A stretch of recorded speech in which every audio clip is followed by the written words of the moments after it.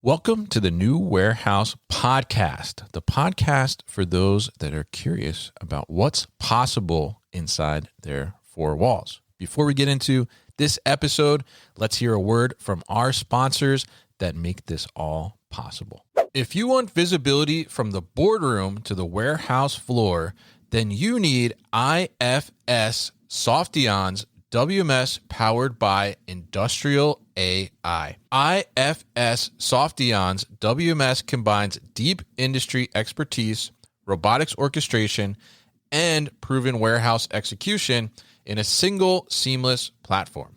With more than 2 decades of experience and a 100% deployment success rate, IFS Softion helps you optimize fulfillment operations and solve your complex warehouse challenges. Learn more at www.softion.com. That's www.softion.com. It's Modex season, and as the industry prepares to descend upon Atlanta, marketing is top of mind for many supply chain leaders. Is your company's marketing and PR connecting with decision makers to drive business? If you need marketing project support, Master Plan Communications is a great resource to help you make it happen. For 15 years, Master Plan Communications marketing and PR have been building awareness and creating demand for material handling companies. MPC offers strategic marketing and PR planning, media relations, video productions, photography, websites, digital marketing, social media, and more. Connect with MPC at masterplancommunications.com and on LinkedIn. Is your fulfillment operation ready for the next surge in demand? Don't wait until productivity stalls to think about automation. Get proactive and talk to Ocado Intelligent Automation to find out when to start your automation journey, how smart software orchestration accelerates performance, and how AMRs like Chuck scale across sites and seasons. Learn how flexible deployment, ongoing support, and real scalability help you meet your customer expectations before peak hits. Head to OcadoIntelligentAutomation.com to start your warehouse automation journey and find them in booth B10119. That's B10119 at Modex. Thank you to our sponsors, and now let's get to the podcast.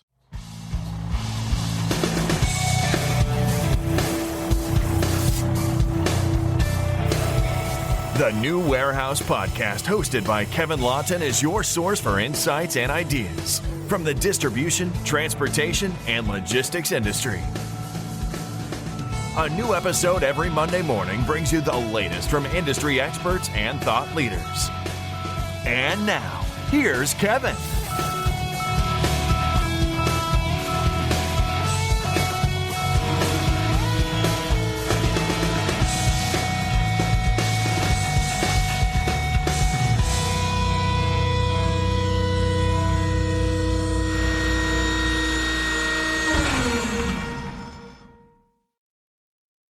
Hey, it's Kevin with the New Warehouse Podcast, bringing you a new episode today.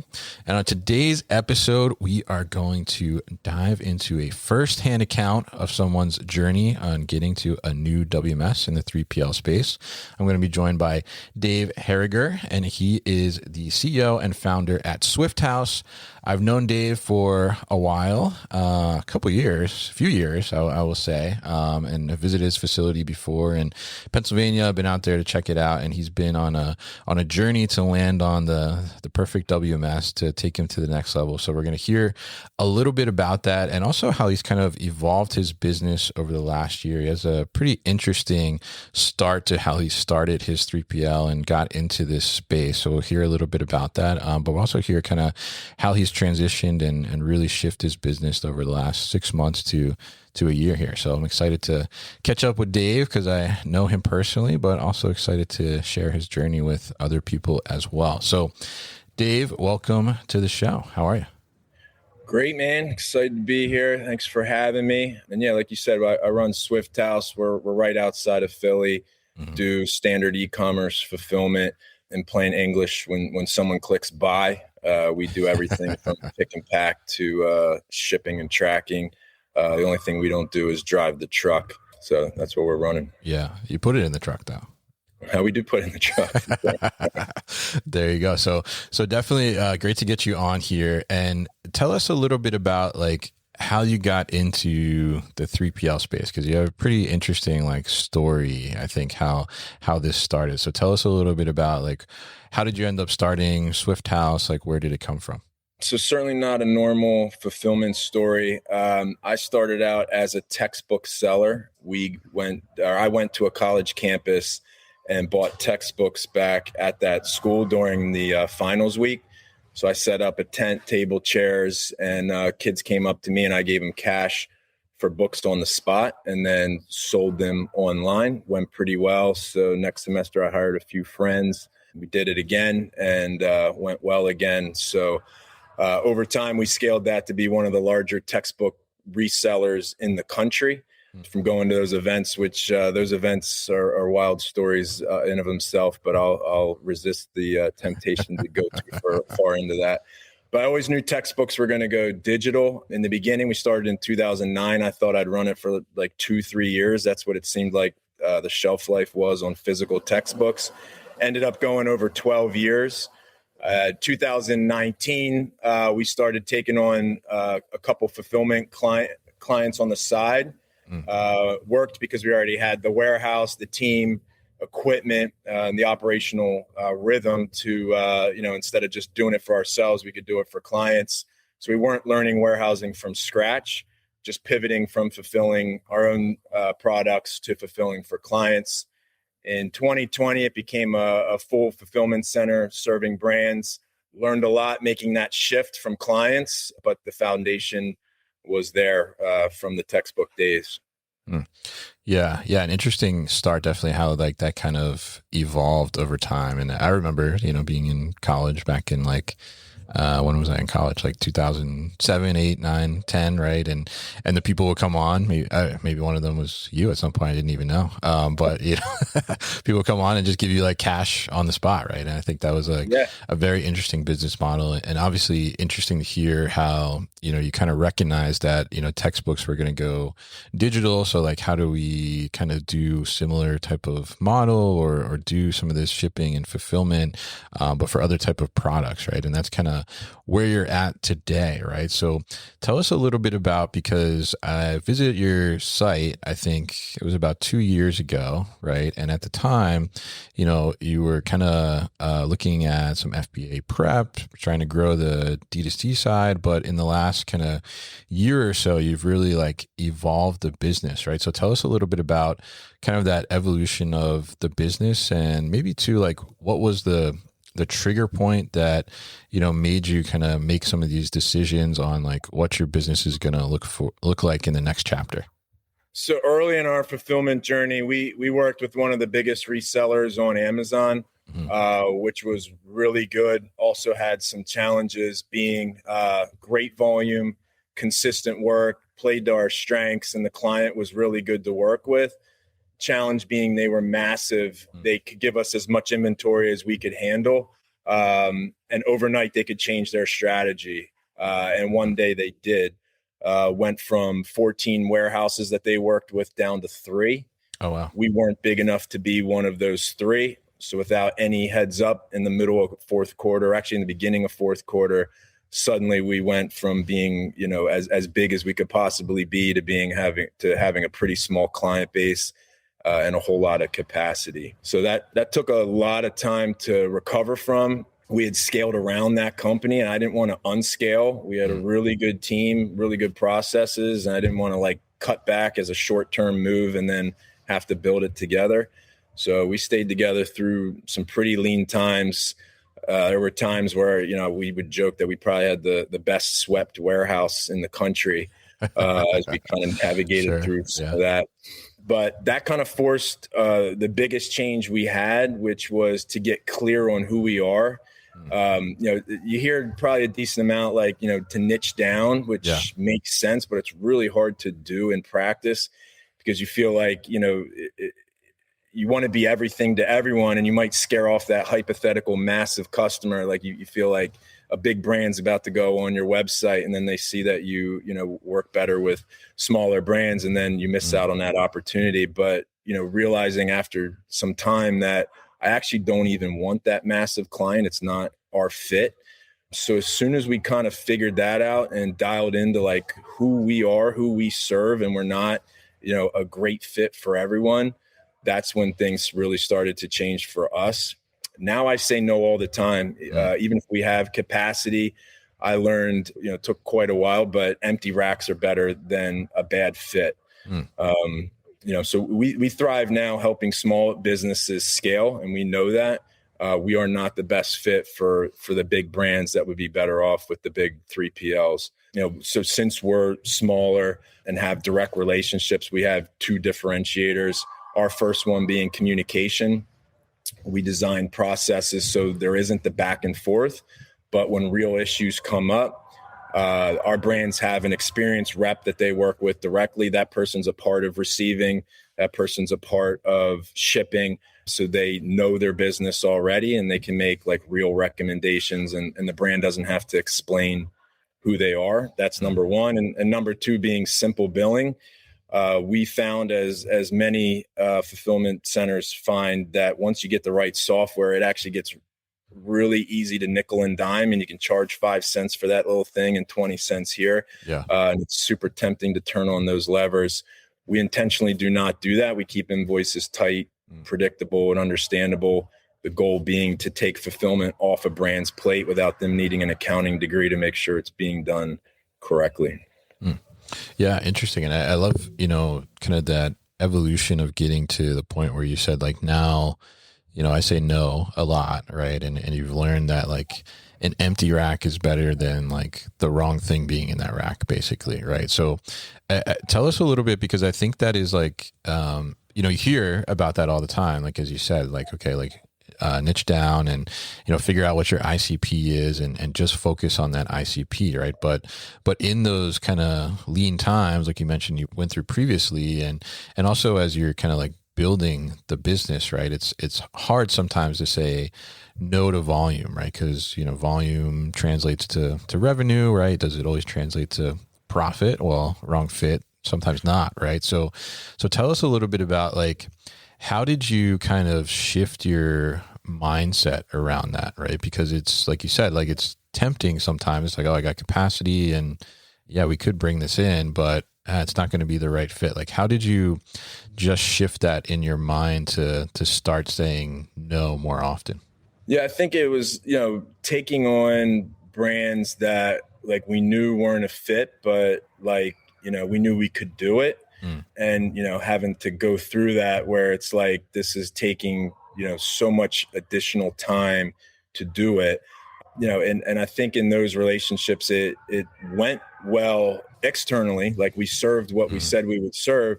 But internally, it's like a discussion for everything, an exception for everything, having to have a meeting to get a package out and it gets out, but it just doesn't fit into what we know we do well. So really just going through that a few times, and then the next time it comes up being like, okay, I know where this goes. Can we do it? Yes. Should we do it? No. Yeah. Interesting. So kind of feeling enough pain basically to like, I don't want that pain anymore. Right. That's good. That's good. Definitely very interesting there. And I love to hear kind of like that evolution there, because I think a lot of people kind of struggle with that a little bit to get to that point. But as you mentioned, you're kind of like seeing the rewards of that. Like, even though, saying no is just a tough thing in general, whether it's, about taking on a certain client or just in life, right? In general, it's hard to do. But sometimes when we're able to say that no, we're able to get those benefits on the other side, right? And concentrate on what really is going to give us the reward at the end of the day. So very interesting to hear kind of like that evolution of the business and where you started. And now part of this evolution too is you are bringing in or have brought in a new WMS at this point, right? So tell us a little bit about kind of your WMS journey, like when you started doing, fulfillment for some things in addition to the books, like what did you start with? Did you have a WMS at the time? And how did this kind of, I guess, evolve over the years?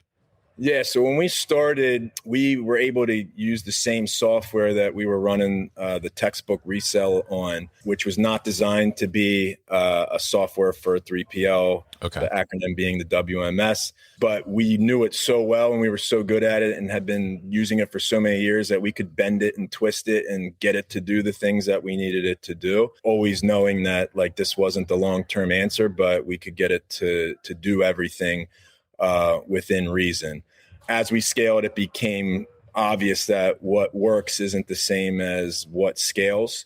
And switching the software that runs your entire business, no matter what industry, is one of the hardest projects you can take on. Yeah. It's kind of like changing the engine while the plane's still in the air, as we said. Yeah. So that was, it was a challenge to do, but, had to be done. Yeah, absolutely. And so, I mentioned I visited you about 2 years ago, right? And I think, at the time we were talking about WMS and you were looking at like different options, right? So it's kind of like been a little while. So I'm curious, like, how did you kind of evaluate over the last year or so the options that are on the market, and, what were you considering? What was kind of like keeping you from maybe making a decision, and what ultimately like got you to end up where you are now?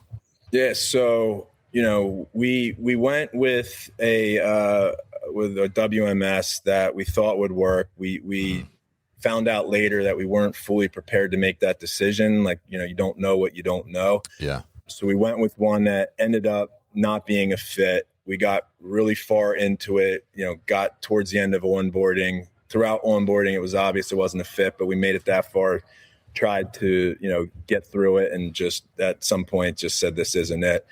So cut that off, and then took a little while to lick our wounds because that was a very expensive process and not really the money, expensive in terms of time and, like morale of like Sure. of doing a lot of work and it not really getting like almost no results out of it. So we went back to, using our original WMS, which requires a lot of memory and heroics and tribal knowledge, which, can get so far. But, as we scale it, that turned into, relying heavily on a few people. And when it breaks, it always breaks at the worst time. So we eventually hired a consultant. I think I emailed you and just said, help. And you can yeah, I remember that. Yeah. With Casey Winans, Sure. Who ended up being great. I expected him to learn my business and say, hey, these are the couple WMSs that I suggest, because that's his expertise. He did eventually do that, but that was like not even a big part of his value. Did a consulting call, got to know us, came on site for 2 days, and really prepared us for being ready for a WMS. Kind of found out that, the stuff that's living in people's heads can't get into a WMS because it's in their heads. It's the best analogy being, it's kind of like dog training. When we got a dog a year ago, the dog trainer came and didn't train the dog. The dog trainer came and trained us. So Casey didn't just pick a WMS for us. He trained us on how to be ready for one, so got a lot of that tribal knowledge out, gave us a list of things to work on, everything from basic layout changes to standardizing billing was a huge one for us. So it's not just like one-offs, it's just the same across the board. Certainly we work on some stuff with brands customized what they want, but for the most part, our billing is the same across the board. And we spent about 6 months working through those things, which was a lot longer than we wanted because, I was hoping Casey would come in and wave a magic wand, but that didn't happen. We had to do the work. Sure. So then we went back into the interview process with a completely different lens. The first time, like, we didn't really know what questions to ask and found out, like, sometimes we ask questions in the wrong way, or the one that really killed us is like, we would say like, does the software do this? And the answer was yes, but come to find out, yeah, that's in the additional package that you don't have. And if you want to upgrade, you can. So now we know how to ask those certain questions. So, highlighted the stuff to ask for, to look for, and to ask them like, hey, what's your ideal customer, to avoid the WMS companies trying to be everything for everyone. Like, hey, before I tell you about me, what are you, who do you serve best? Which was one of the best questions we learned to ask. Yeah, absolutely. And I love that approach. And I definitely shout out to Casey. Just saw him actually last week. But yeah, I mean, I think that's such an interesting point, right? Is that like, okay, you hired a consultant and you're kind of like, all right, I think the consultant's going to come here and tell me which WMSs I should look at. But instead, like the consultant taught me how basically to evaluate and look at the WMS, which I think is a whole nother skill set to be able to have. So I'm curious, like in that process, like what was the maybe like most eye-opening thing to you that was like, oh, wow, I didn't even like thinking about this from my WMS search, or like I didn't even realize that this is something that we should consider? Yeah, I mean, we learned to operate under like a simple rule of if you can't write it down, you can't automate it. And so, with hindsight, we kind of realized, we weren't quite ready for a WMS our first time around. We have to get our processes out of people's heads and into make it more like, that person can be off and we're not just putting out fires for those 2 days that they're off. The process runs itself. And of course, if you're missing your best person, it's not going to be as great. But the process is the process. So when we got out of like, hey, this person's really the only person that knows how to do it and they're really good at it, so we don't have to worry about it, and into like overall processes and then roles within that, we were in a much better place for a WMS.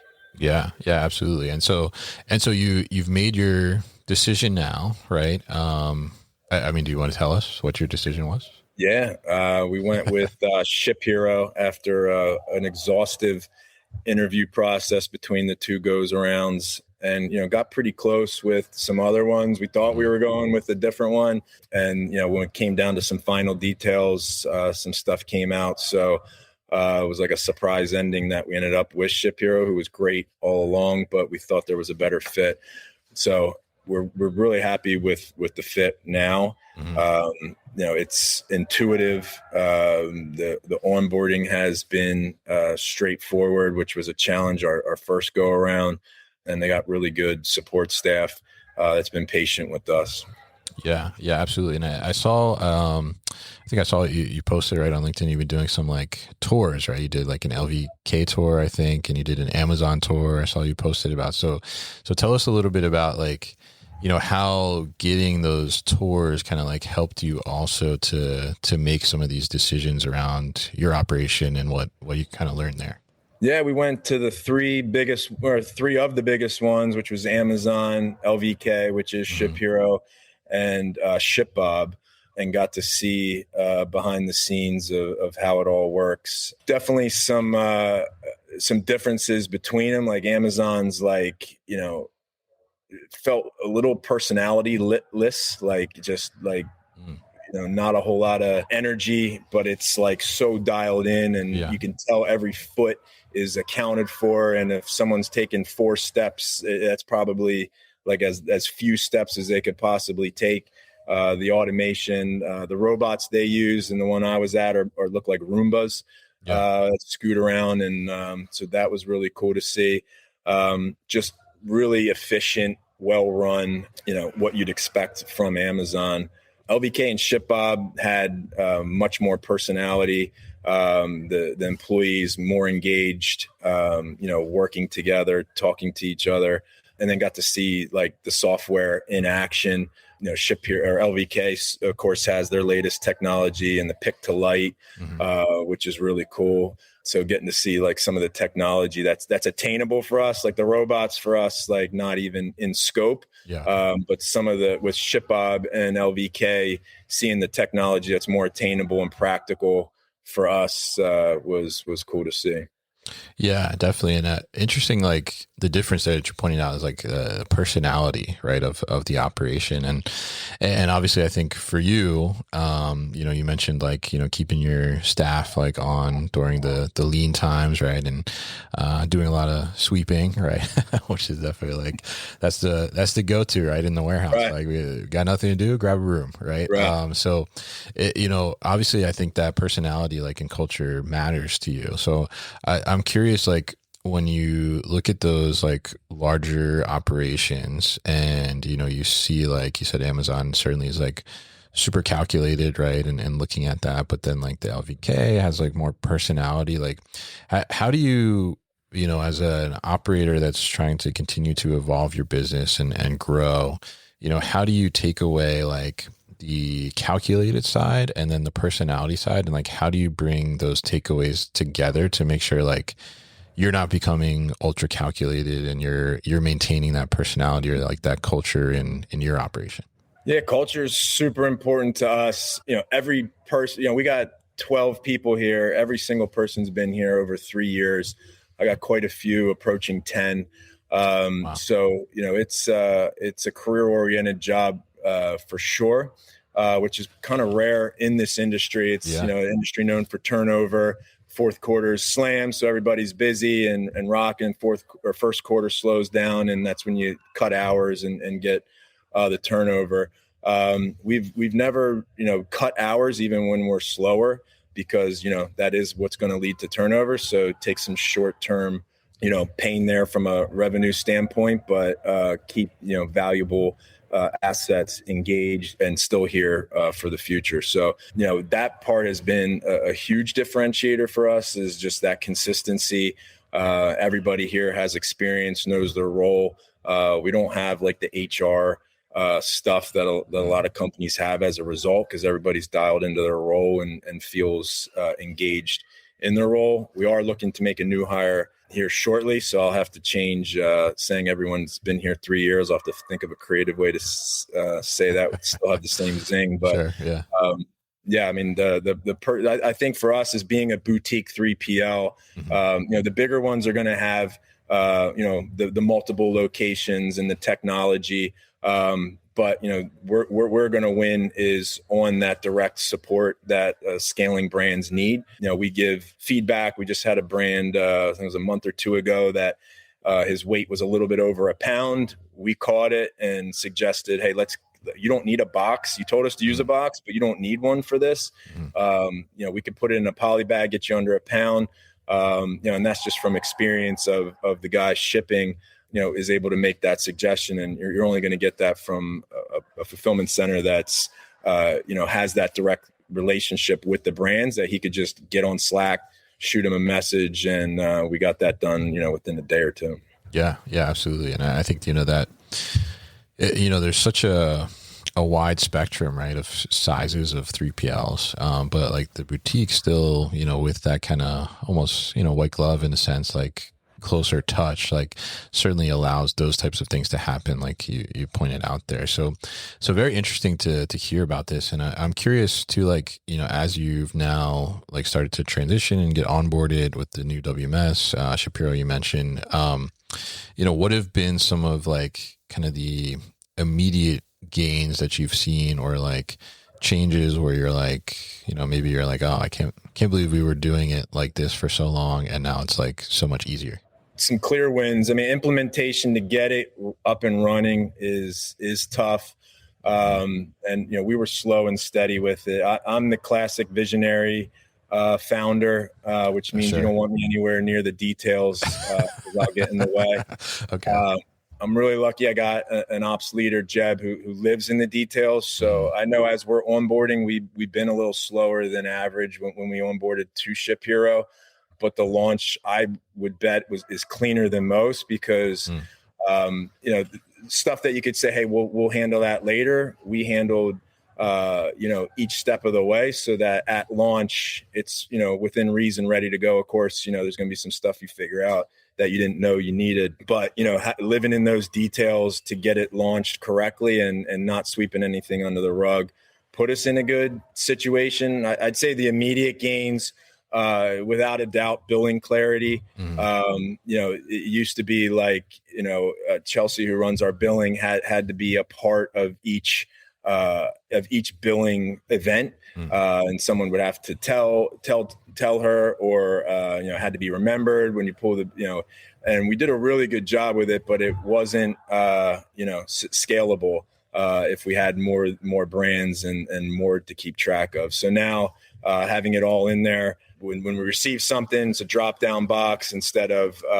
putting it in an Excel file, so pulling reporting now, is clicks of buttons instead of copy and pasting. Helps with receiving, we know when we received it, time stamped, counted, logged into the inventory at the same time.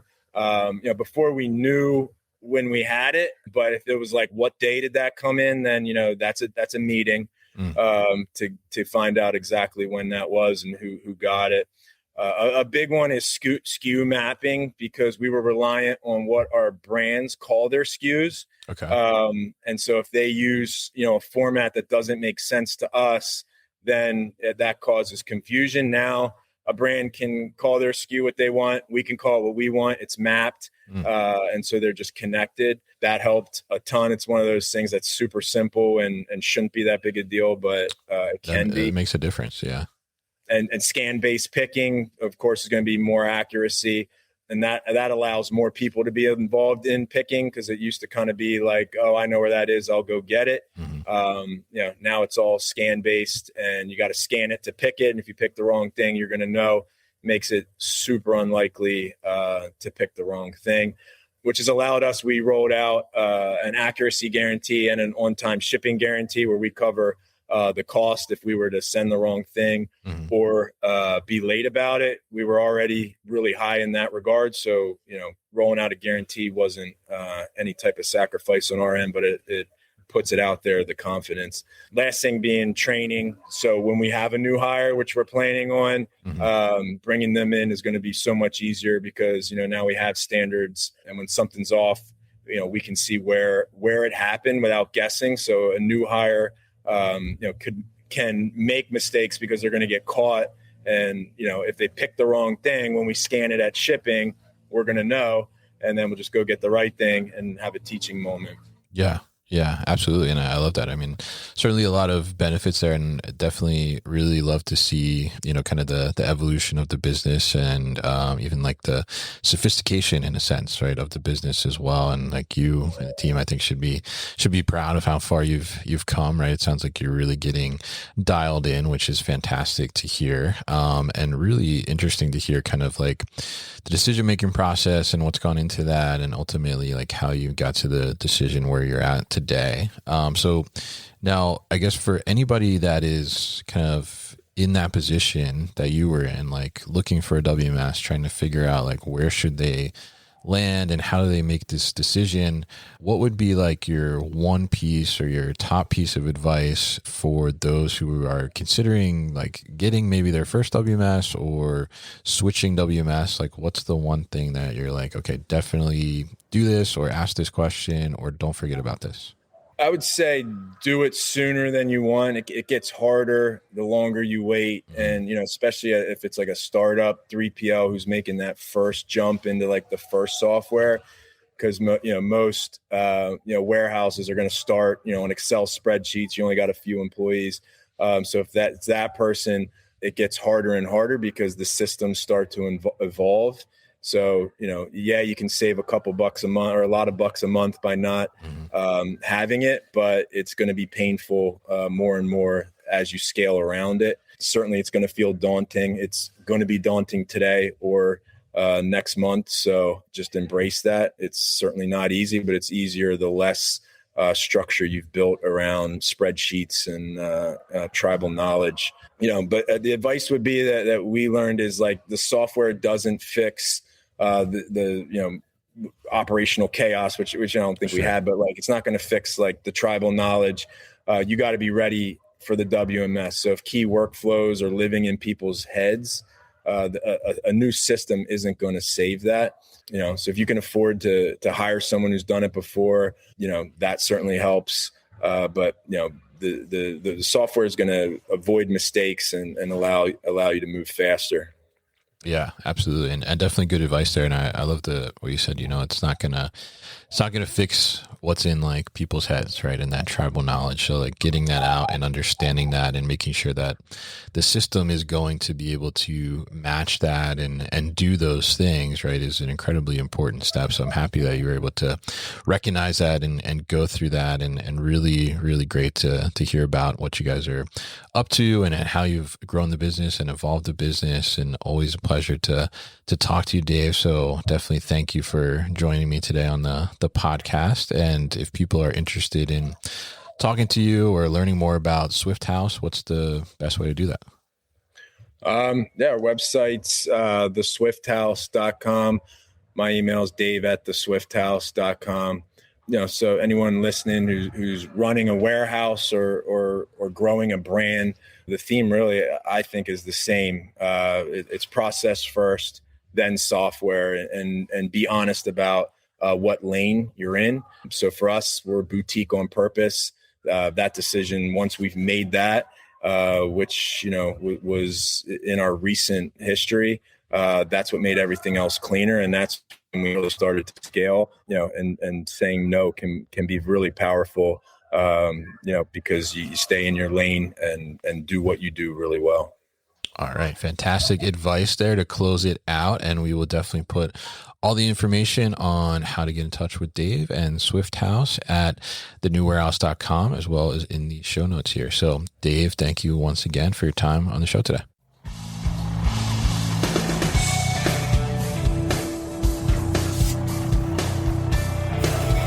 You've been listening to the New Warehouse Podcast with Kevin Lawton.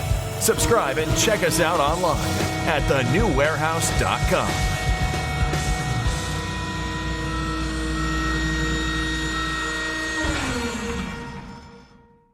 Enjoyed this episode? Make sure you are subscribed to the podcast, and for more content from the New Warehouse, find us on LinkedIn and YouTube. Links to subscribe can be found in the show notes, and for everything The New Warehouse, head to thenewwarehouse.com.